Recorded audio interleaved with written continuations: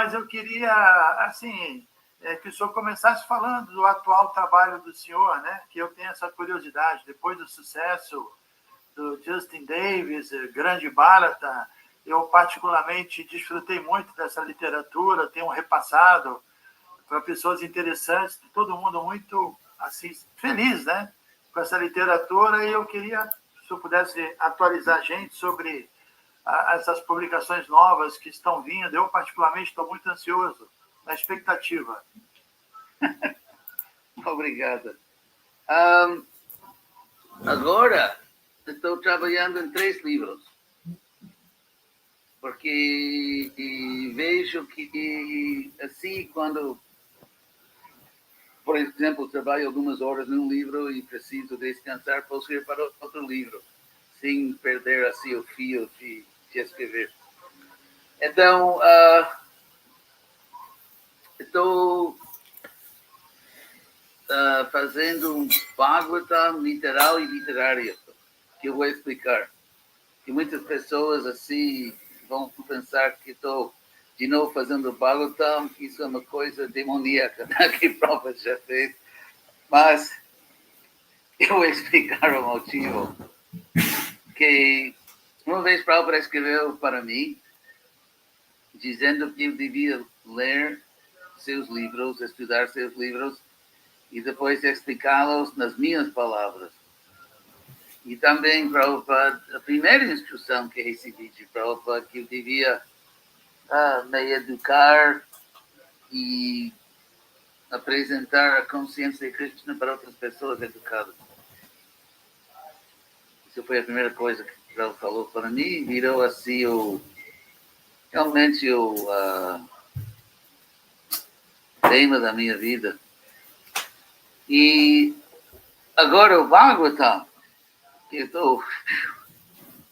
Tenho que lembrar agora português, que estou fazendo muito programas hoje. Que o Bhagavatam, como já expliquei muitas vezes, é famosíssimo entre acadêmicos, que não são devotos acadêmicos, como um livro de... assim, um livro extraordinário, como uma das grandes obras da literatura mundial. É famoso por isso. Porque tem uma variedade de estilos sânscritos e também de várias épocas. É considerado assim uma grande literatura como literatura. E Prabhupada, como essa história de Arjuna, que só via o olho do alvo, né? E assim mesmo, Prabhupada estava completamente concentrado em explicar perfeitamente como ele fez a filosofia de Krishna, a identidade de Krishna. E Prabhupada fez o que ninguém podia fazer. Ele recebeu de Krishna uma linguagem, um tipo de meta-língua, uma linguagem especial e nova para revelar assim a mensagem de Krishna, e os significados de Prabhupada são tão profundos e tão brilhantes, mas ele estava completamente concentrado nisso. E no Bhagavatam, em sânscrito, para quem sabe sânscrito, os versos são geniais. É uma maravilha a composição sânscrita do Bhagavatam. E o que eu gosto muito. Então, assim como, por exemplo, se você vai ler em português, por exemplo, Ilíada de Homero, então, obviamente, o grego de Homero é, como vocês dizem, fora de série. Então um tradutor erudito tem que conservar o gênio de Homero, a parte literária, e fazer uma tradução bem literal e, ao mesmo tempo, compreensível na nova língua. E as pessoas que leem assim os clássicos da literatura, clássicos, digamos, em tradução, é completamente outro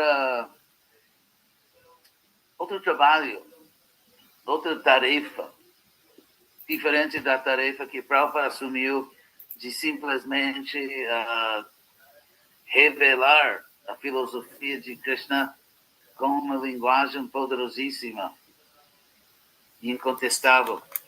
Agora, no Bhagavatam mesmo, deixa eu ver um momentinho. See, 1, 3, 3.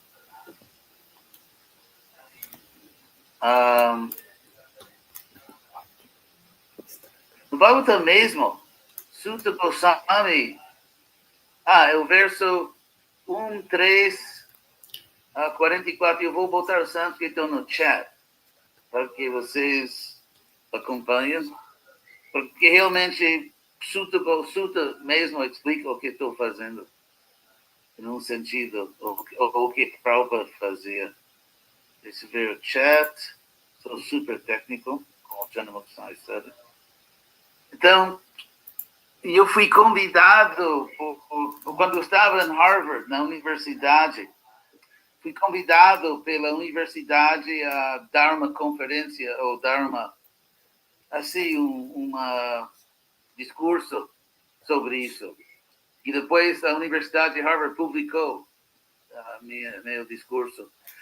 E então esse verso que é no Bhagavatam, esse é o número do verso, e Sutta diz, Tatra Kirti Yato Vipra, Viparshir Bhuritejasa, que enquanto esse vibra, esse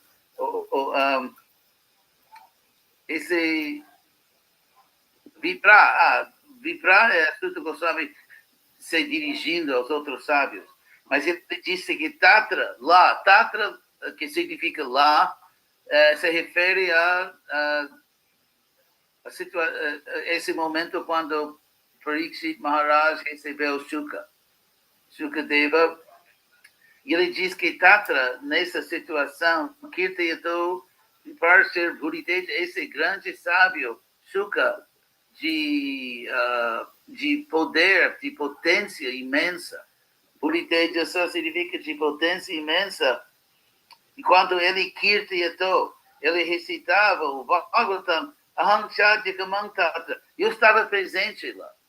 Então, quando Shuka falou para Parikshit, Sutta estava presente na plateia.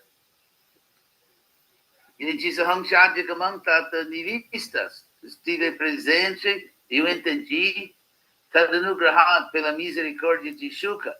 Ele disse, agora eu mesmo. Soham, em sânscrito, em português, eu mesmo. Eu mesmo. Soham Vak. A Vak é para vós. A mesma coisa que em português, vós. O português vem do sânscrito. Então, Soham Vaha, eu mesmo para vós. Savishyami, literalmente significa que vou fazê-los escutar. Que é uma maneira de falar que vou explicar, vou narrar, mas literalmente a forma causativa do verbo shru, ouvir. Então, Shava Yishyami é futuro causativo. Se você tem perguntas, depois Narayana Pantni explica. Mas, então, Soham Vakshavishyami, literalmente, eu vou fazê-los ouvir. Exatamente. E agora, as últimas duas palavras são assim, o que eu queria frisar. Yatha Hitam, que literalmente significa literalmente. Significa literalmente.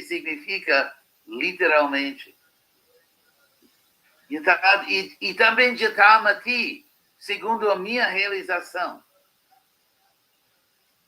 Literalmente e segundo a minha realização. E assim, Prabhupada, na sua tradução, fez exatamente o que Sutta fez.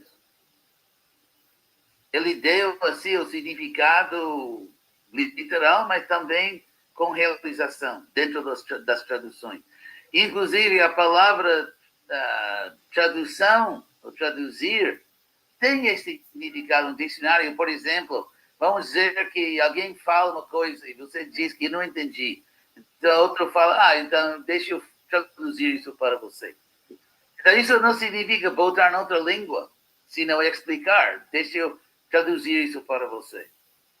Então, tradução, mas, chegando ao ponto, agora, eu acho que tem padrões, digamos, não só acadêmicos, mas, assim, entre leitores, mais ou menos, de certo grau de educação, e no Ocidente, tem critérios de, se, por exemplo, uma pessoa educada quer ler um livro, Shakespeare, ou Homero, ou Jane Austen, algo assim, eles querem saber que isso é vamos dizer que vai ler em português, eu quero uma tradução bem precisa, porque eu quero me contatar com o autor original. Agora, em círculos Vaishnava, e você pode ver que esse Yatha Ditam Yatamati, eu vou explicar literalmente, e segundo a minha realização, todo o Bhagavatam é assim. Por exemplo, o Sutta faz isso com aquilo que ouviu de Shuka, e Shuka diz que se eu estou fazendo isso porque eu vi do meu pai, Vyasa, e Vyasa diz que se eu vou explicar o que eu vi de Narada, e Narada diz que eu vou explicar o que eu vi de Brahma, e Brahma de Vishnu. E até Vishnu, às vezes, diz que eu ouvi de algum sábio. Então, isso é o sistema do Bhagavatam, mas tempo, lugar e circunstâncias. E no Ocidente, agora, tem uma cultura acadêmica e são eruditos entre pessoas de certo grau de educação. Se você fala que o Bhagavatam é um livro clássico, eles vão dizer, então eu quero conhecer o livro mesmo. Depois, posso considerar interpretações ou explicações. E se alguém diz que não, que esta explicação, o significado é de um mestre mesmo, tudo bem, vou dar uma olhada. Eu mesmo vou tirar minha conclusão.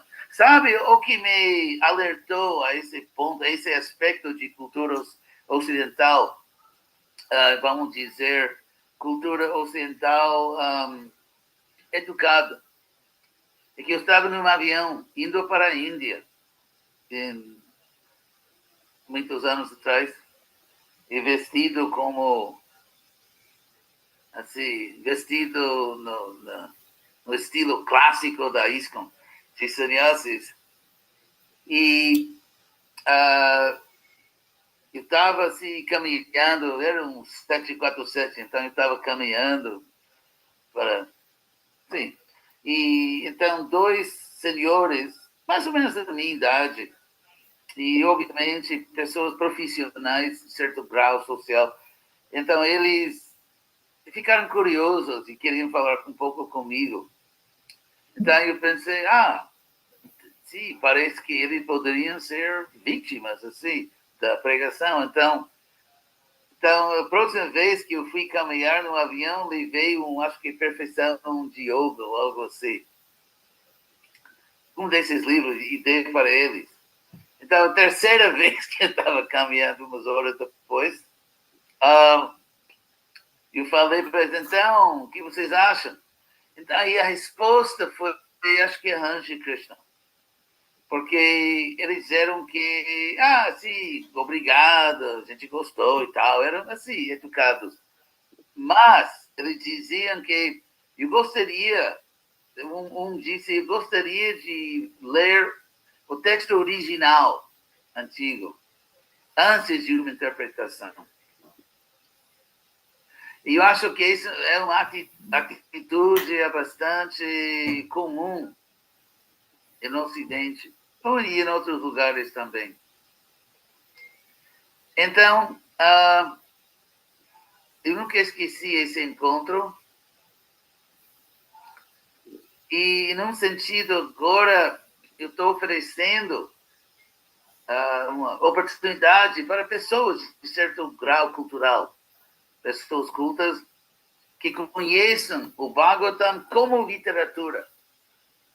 E, por exemplo, dentro do sânscrito do Bhagavatam, que tem, assim, milhões de coisas geniais da composição que eu poderia passar horas e anos falando, dando um curso assim universitário só sobre o estilo do sânscrito, que é genial e uma super literatura. Então, o que estou fazendo, que Prabhupada não tinha o menor interesse, eu posso dizer. E quando leio o Bhagavatam de Prabhupada, obviamente eu conheço o sânscrito e vejo como Prabhupada traduz, e Prabhupada simplesmente não tinha nenhum interesse nesse aspecto. Mas ele queria que seus discípulos fizessem. Então, eu estou fazendo isso agora, apresentando o Bhagavatam como uma grande obra de literatura mundial. E eu já li um capítulo, outro, para vários devotos, bons devotos, e é uma experiência completamente nova do Bhagavatam. Experiência completamente nova.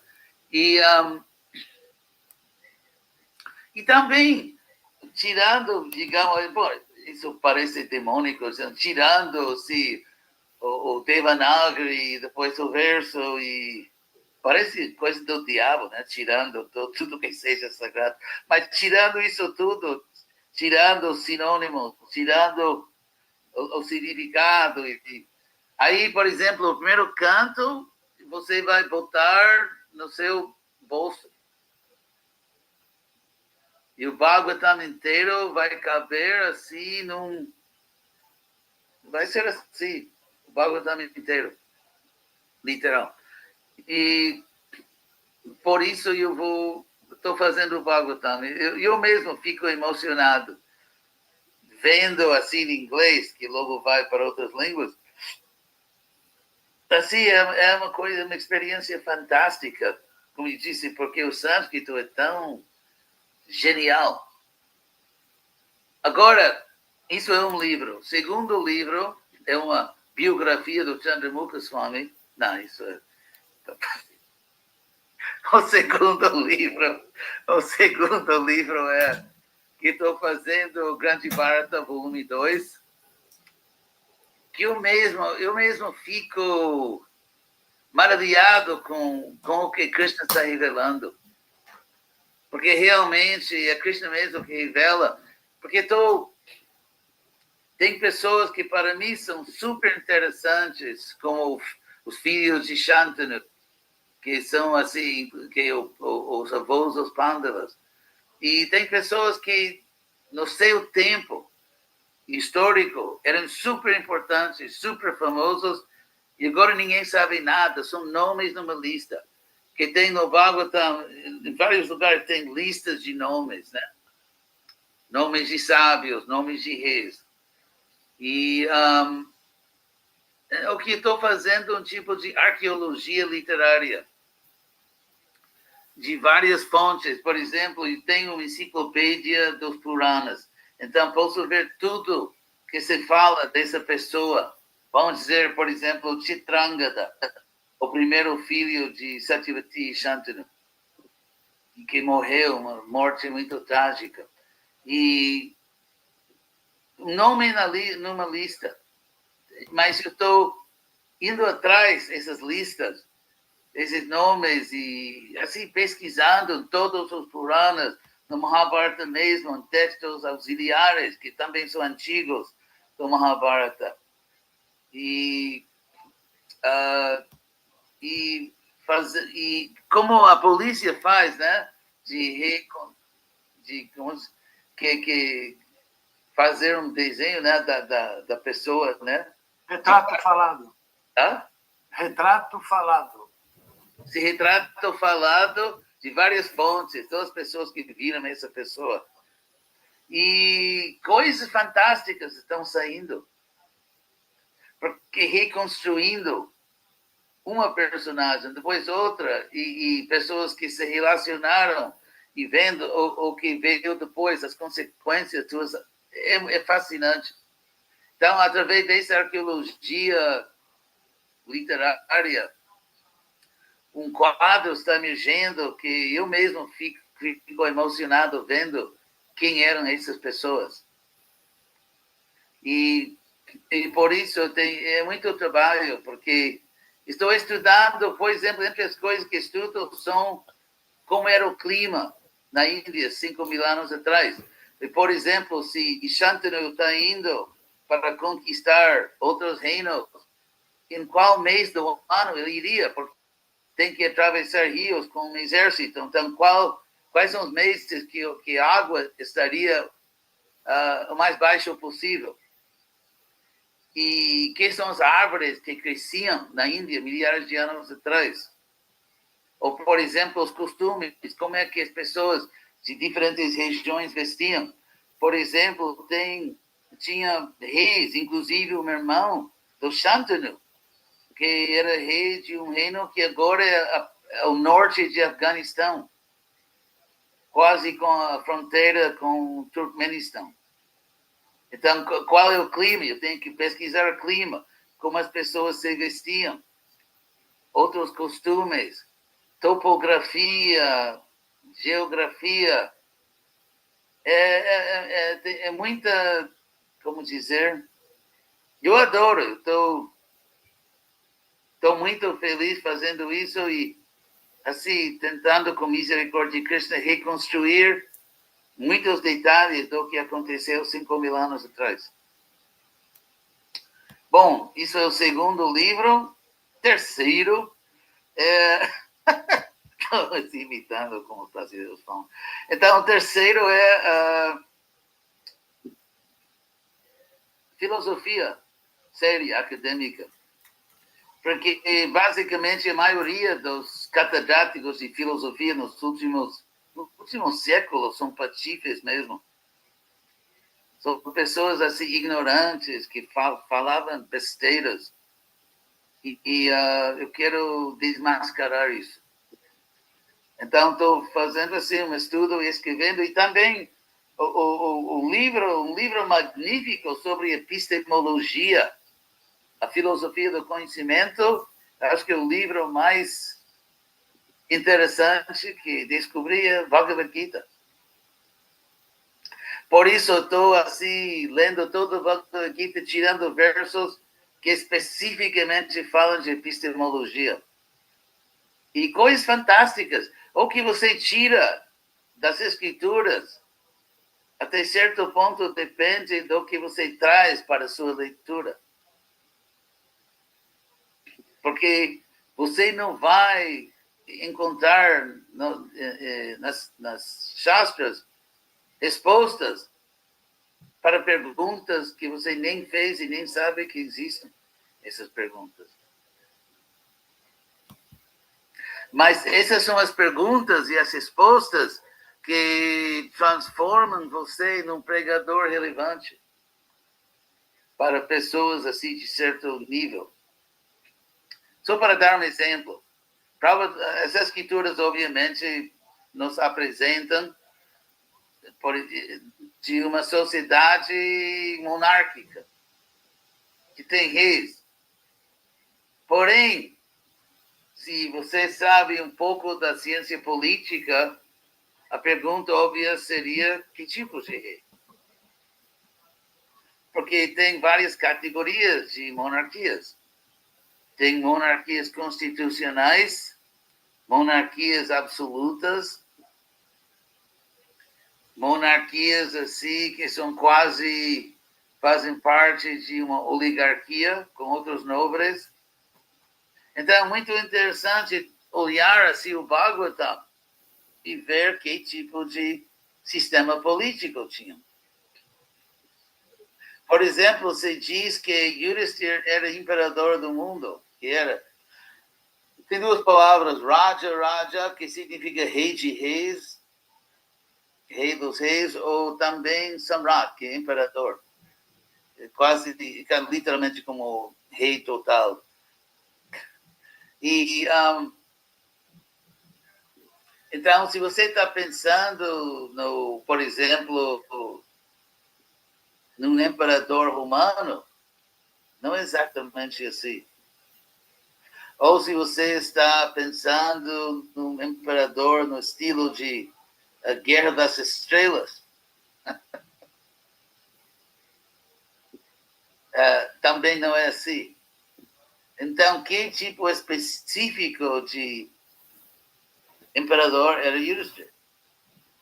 Ou Shantanu? Ou, por exemplo, outro fato interessante é que eu vou ver assim no dicionário inglês, português.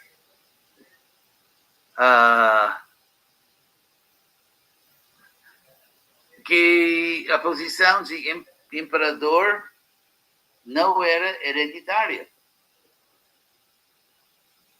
A diferença, por exemplo, dos romanos.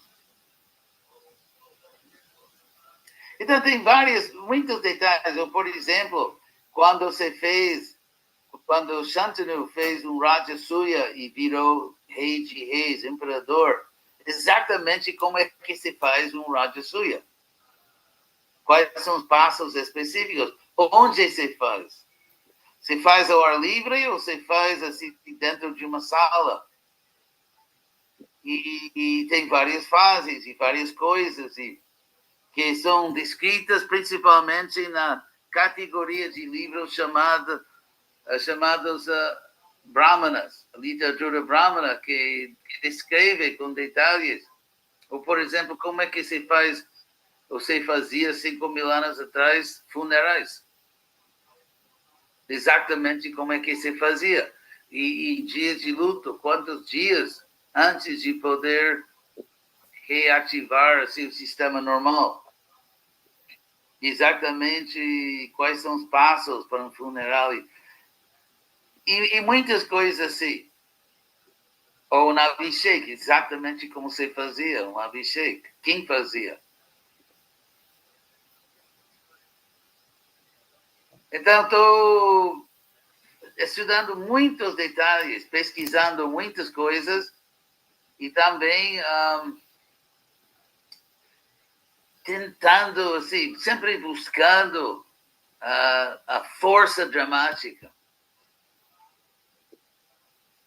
E coisas assim, e ligações que ninguém jamais pensou. Que, por exemplo, um exemplo de duas pessoas que são, como vocês dizem, primos de primeiro grau?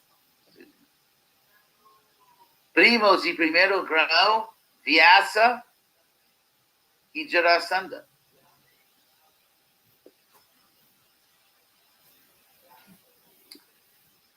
E tem muitas dezenas de coisas assim, estou assim para reconstruir.